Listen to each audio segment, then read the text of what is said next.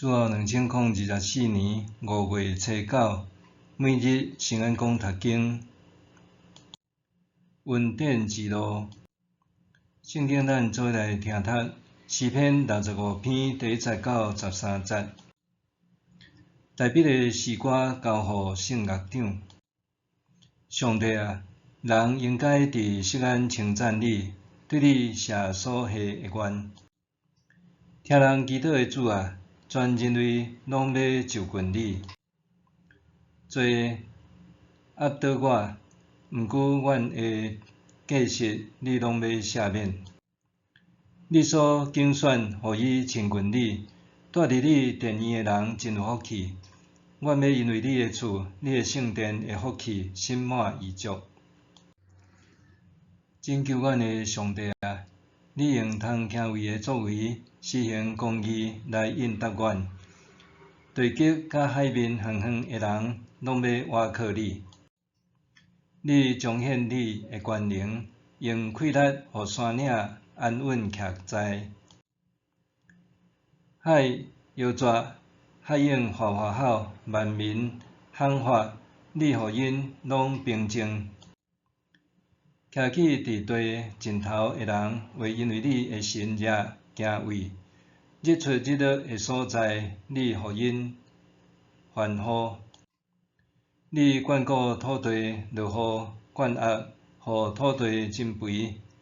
上帝的河水满满，你安尼准备土地，供给五国。你灌压田园，予水满沟满陵，予土木软软。你赐福予所栽种的，拢大长。你用丰收做年冬的王冠，你经过的路有油得滴，连旷野的草埔都有油得滴。山头用欢喜做大hà，草埔有羊群做衫穿，山谷有五谷做外套满，因拢欢喜出声吟诗。恩典之路。1945年5月7日，纳粹德国和东盟国签署无条件投降书，写明所有德军伫欧洲中部时间1945年5月8日暗时10点1分开始停止军事行动。此时，苏联领导人不满仪式伫法国举行，认为苏联红军是攻破柏林的主力，应该踮柏林签署。经过磋商了后，5月8日，各方踮柏林正式签署。美国和西欧国家就用这天做欧战胜利纪念日，因为投降书生效时间是密苏科的5月9日，所以苏联甲多数东欧国家用9日庆祝。战败的德国予苏联、美国、英国、法国4国共管。无几后，苏联甲其他3国关系破裂，柏林成做共产主义和资本主义斗争的舞台。1949年，德国分裂做东德和西德，受共产党统辖的东德为防止人民逃往西德，1960年代起做柏林围墙，搁驻军严守，隔离两地的亲友，变成扣吸的柏林。西德伫美国扶持下，1990年代成做高度发达的工业化国家，经济实力居欧洲之冠。反观东德，虽然是东欧水准上悬的国家，毋过经济实力干焦是西德的一半，搁内部冲突不断。当当时全球呼吁东德改革，人民也不断示威。东德当局为缓和抗议弄潮，就研议新的规定。1989年10月9日，东德发言人发布新规定的时，考误称当地人民无需申报特殊理由，就通通过检查哨入境。台北人涌入西北林，近日促使北林高墙受杀倒。1990年10月3日，分裂多年的德国终于统一。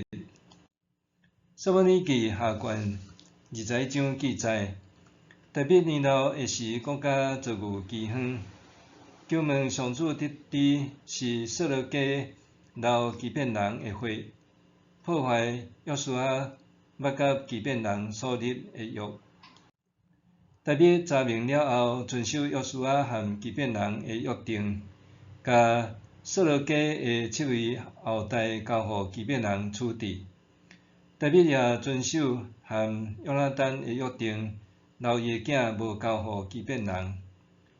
台北尽一切仁义了后，上帝垂听以色列人为国家的祈求。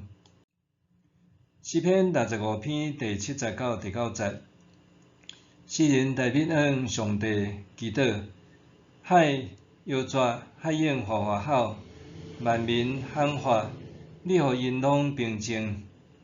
徛起伫地尽头的人，会因为你的新热惊畏；日出日落的所在，你互因欢呼。你眷顾土地，落雨灌压，互土地增肥。上帝河水满满。你安尼准备土地，强劲五国。特别做这首欢乐的诗篇背后，内心其实有极大煎熬。拄亲像今仔日的德国人，清楚知影和平毋是对天降落的礼物，统一也毋是路上捡到的恩典。若无公义，就无真正的和平，搁较无恩典通讲。上帝恩典并毋是廉价品，也毋是积极品，伊的恩典是永远有效的补给品。咱的人生需要恩典，咱的国家搁较需要上帝恩典。当咱看清楚家己的罪责和欠缺，才通找到真正的方向，行伫上帝恩典之路。默想。假使无向上帝承认家己的罪，人敢会当经历受饶赦的恩典？假使无向上帝承认家己的罪，人敢会当经历受饶赦的恩典？咱来祈祷。恩典的上主，感谢你带领我行上恩典之路，感谢耶稣赦免我的罪。也提醒我毋通搁再犯罪，奉主耶稣的名祈求，阿们。愿上帝赐予你身心灵拢勇健平安。